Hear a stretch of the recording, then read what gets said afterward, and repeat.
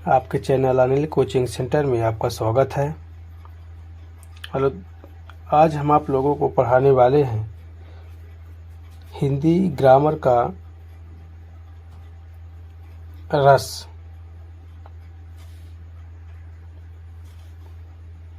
यह हिंदी ग्रामर रस जो है आप किसी भी कक्षा के अंतर्गत पढ़ सकते हैं, जैसे 9th, 10th, 11th, 12th, किसी भी कक्षा को या किसी भी कोर्स कर रहे हैं। यदि आपके सिलेबस में हिंदी सब्जेक्ट है तो इसे आप बहुत अच्छे से पढ़ सकते हैं। रस किसे कहते हैं? रस जैसे आप कोई चीज़ पढ़ रहे हैं, लिख रहे हैं या सुन रहे हैं, जैसे टीवी में, रेडियो में, यदि आप सुन या समझ रहे हैं, उससे जो आनंद की अनुभूति होती है उसे ही हम क्या कहते हैं? रस कहते हैं। उसको क्या कहते हैं? रस। देखा जाए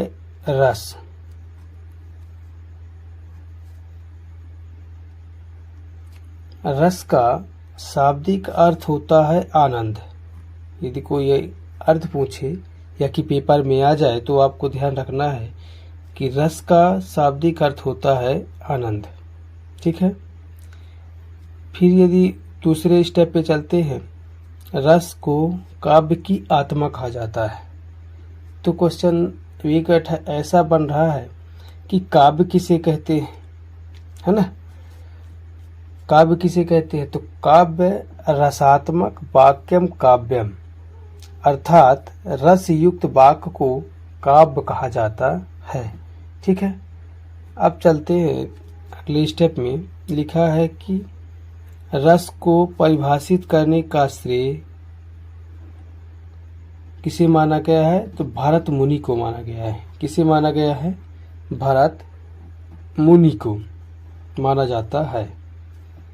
भरत मुनि ने नाट्य शास्त्र काव्य की रचना की। ठीक है।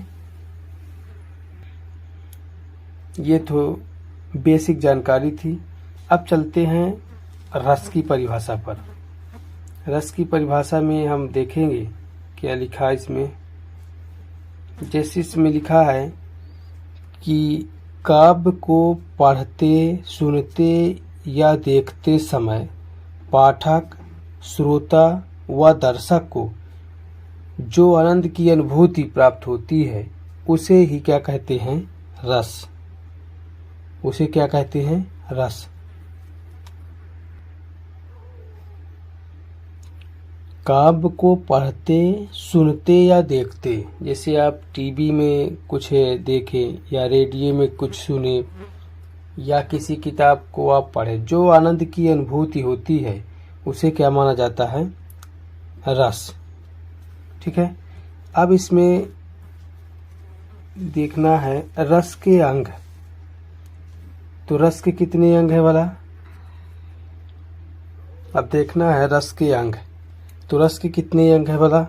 तो रस के 4 अंग होते हैं। कौन कौन?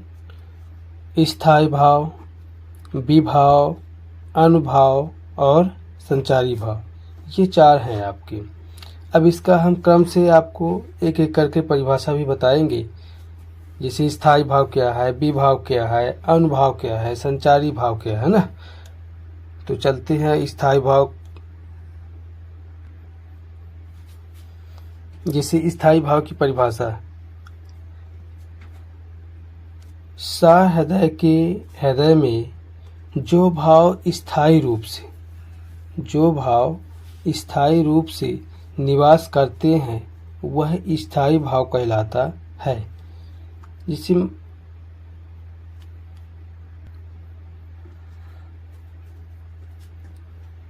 स्थायी भाव कहलाता है। क्या इसमें लिखा गया है कि सहृदय के हृदय में, यदि कोई भी चीज यदि आपके आत्मा या हृदय में स्थायी रूप से निवास रहता है या कर, उसे ही हम स्थायी भाव कहते हैं या कहलाता है। दूसरा नंबर है संचारी भाव। दूसरा क्या है? दूसरा नंबर है संचारी भाव। संचारी भाव वह है जो स्थायी भाव को पुष्ट करने के लिए, यदि आपकी आत्मा में जो निवास कर रहा है उसको पुष्ट यानी पूर्ति करने के लिए जो भाव उत्पन्न होकर पुनः लुप्त हो जाए, मतलब उत्पन्न हो और लुप्त हो जाए, उसे ही क्या कहते हैं? संचारी भाव कहते हैं। संचारी भाव की संख्या 33 मानी जाती है। संचारी भाव की संख्या कितनी मानी जाती है? संचारी भाव की संख्या 33 मानी जाती है। इसमें हर्ष, निर्वेद, शंका, आवेग आदि ये सब संचारी भाव माने जाते हैं। जैसे हर्ष मतलब हर्ष उल्लास मतलब उत्साह, निर्वेद, शंका जो मतलब किसी चीज की यदि आपके शरीर में शंका हो जाए तो वो सब संचारी भाव के अंतर्गत आते हैं। अब तीसरा नंबर है, इसमें तीसरा नंबर कौन सा है? विभाव। विभाव क्या है? विभाव वह है जो स्थायी भाव को जागृत करता है, मतलब सोई हुई आत्मा को जागृत करता है या उत्तेजित करने वाले को विभाव कहा जाता है। अब विभाव के दो प्रकार होते हैं। विभाव के दो प्रकार कौन कौन? आलंबन और उद्दीपन। कौन कौन से दो प्रकार हैं? आलंबन और उद्दीपन। अब इसमें परिभाषा लिखना है। आलंबन किसे कहते हैं?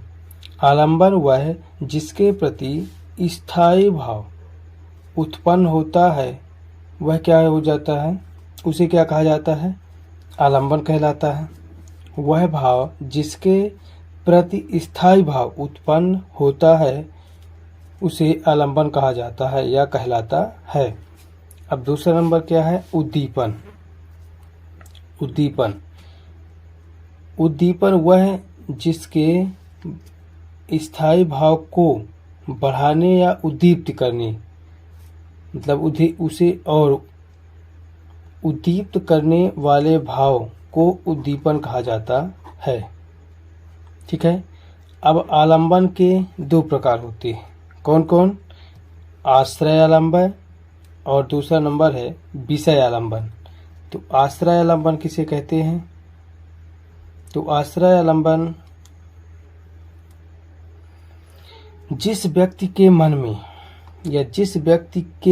मन में भाव जागृत हो जाए, किसी के प्रति भाव जागृत हो जाए, उसे क्या कहते हैं? किसी व्यक्ति के मन में भाव जागृत हो जाए वह क्या कहलाता है? आश्रय आलंबन कहलाता है।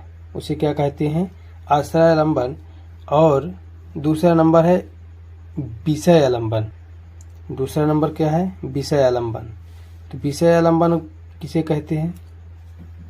जिस वस्तु या व्यक्ति के प्रति भाव उत्पन्न होता है, किसी चीज के लिए उसके शरीर या हृदय में जो भाव उत्पन्न होता है वह क्या कहलाता है?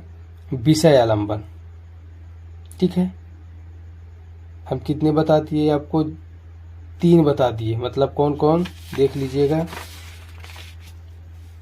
स्थायी भाव बता दिए, विभाव बता दिए और अनुभव।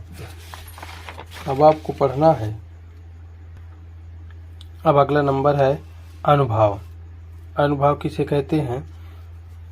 अनुभव वह कहलाता है जिसमें आश्रय की बाह्य शारीरिक चेष्टाएं उत्पन्न होती है। 2 बार लिखा गया था, उत्पन्न होती है, अनुभव कहलाता है। ठीक है। जो आप पढ़ रहे हैं इसको आप कॉपी पेन में से बहुत अच्छे से आप इसको नोट कर लें, ताकि ये यदि आप कक्षा 9 पढ़ रहे हैं तो आपको 9, 10, 11, 12 या कॉलेज में भी यदि आप करना चाहते हैं तो पूरे इसी को पूरा लिखना है आपको। अब इसमें कुछ और बताए गए हैं, जैसे स्थायी भाव व संचारी भाव में अंतर। ये कक्षा 10 वालों के लिए बहुत इम्पोर्टेंट है, क्योंकि इसके पहले ये बहुत आए भी हैं आपके बोर्ड परीक्षाओं में। अब आपको पढ़ना है स्थायी भाव और संचारी भाव में अंतर। ठीक है। तो चलो देखते हैं। पहला नंबर इसमें लिखा है स्थायी भाव की संख्या 10 होती है ना। स्थायी भाव फिर हम आपको बताएंगे रस में ये 10 स्थायी भाव कहाँ है। और इसके बाद संचारी भाव में देखते हैं तो संचारी भाव की संख्या कितनी होती है? 33 होती है। इस स्थायी भाव में कितनी संख्या थी? 10 और संचारी भाव में कितनी संख्या है? 33। ठीक है, अगला नंबर देखते हैं। दूसरा नंबर स्थायी भाव को मनोविकारी भाव भी कहा जाता है। स्थायी भाव को क्या बोला जाता है? मनोविकारी भाव भी बोला जाता है। अब इधर देखते हैं संचारी भाव को व्यभिचारी भाव क्या बोला जाता है? व्यभिचारी भाव कहा जाता है।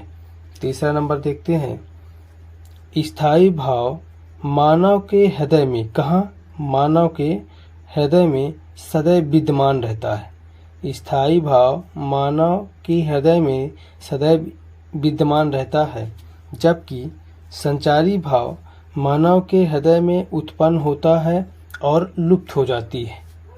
क्या होता है? उत्पन्न होता है और लुप्त हो जाती है। अब अगला नंबर चलते हैं।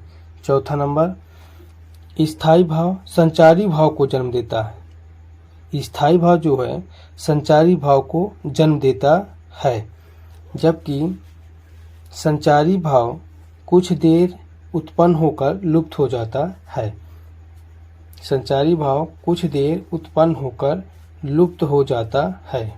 ठीक है, ये रस का पहला पार्ट है दोस्तों। और इसके बाद हम रस की पूरी परिभाषा आपको प्रोवाइड कराएंगे।